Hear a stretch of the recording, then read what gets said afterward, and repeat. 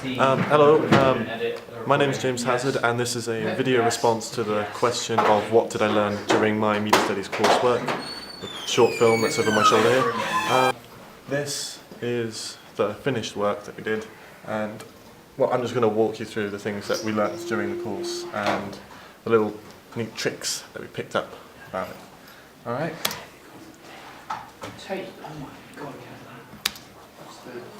Instantly, credits. The car, we got a much bigger sort of landscape shot thing going on here with the camera, and we found that very useful for setting the scene and everything, which I suppose is good.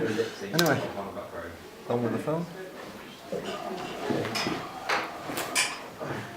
This was a very good shot. I like this shot a lot, except the costumes were a bit off on the mise en scène, so we have to work on that in future, but we didn't have much time to do it.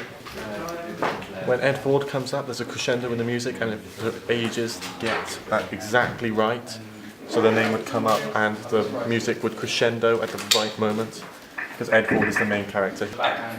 This shot took ages, absolutely ages, because I had to get the movie title doing the exact same animation as when the doors opened. I'll show you again, I think, if I can.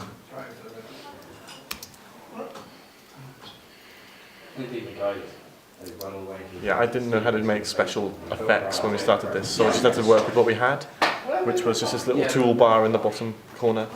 And yeah, it took ages to find the right animation and then time it precisely right.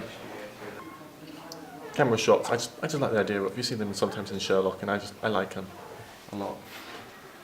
And obviously we thought we'd time it right so that when the camera shots ended, we'd have a picture of Emily, one of the forensic people, taking a picture, so you'd have the flash as well.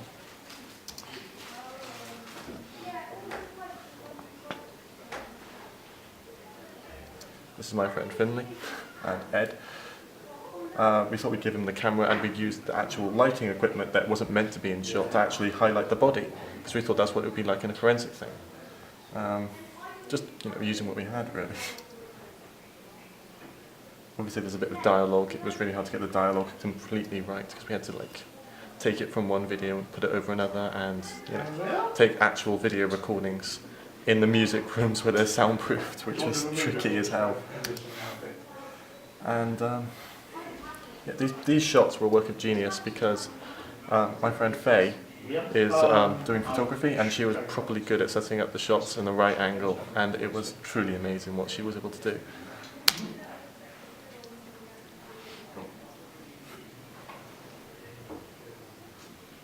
Another landscape shot to sort of set the scene. That was actually my dad's shed.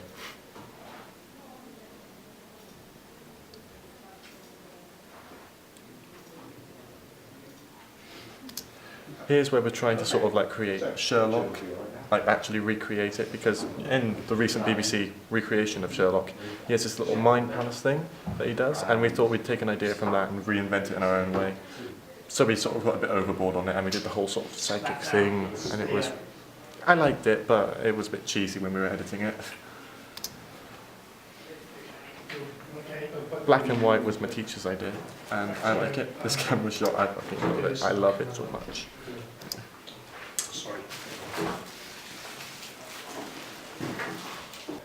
Obviously we got the title of the film as well as the main clue.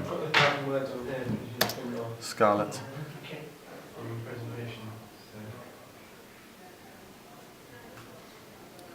Just like to point out, this shot took ages to get right.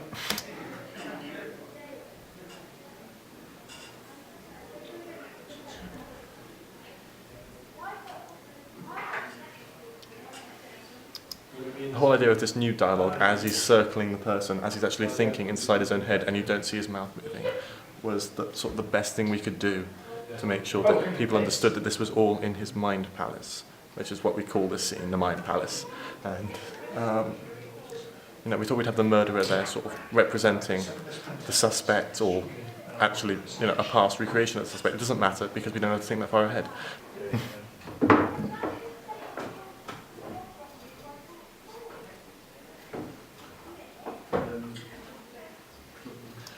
You wrote it with a dead man's finger.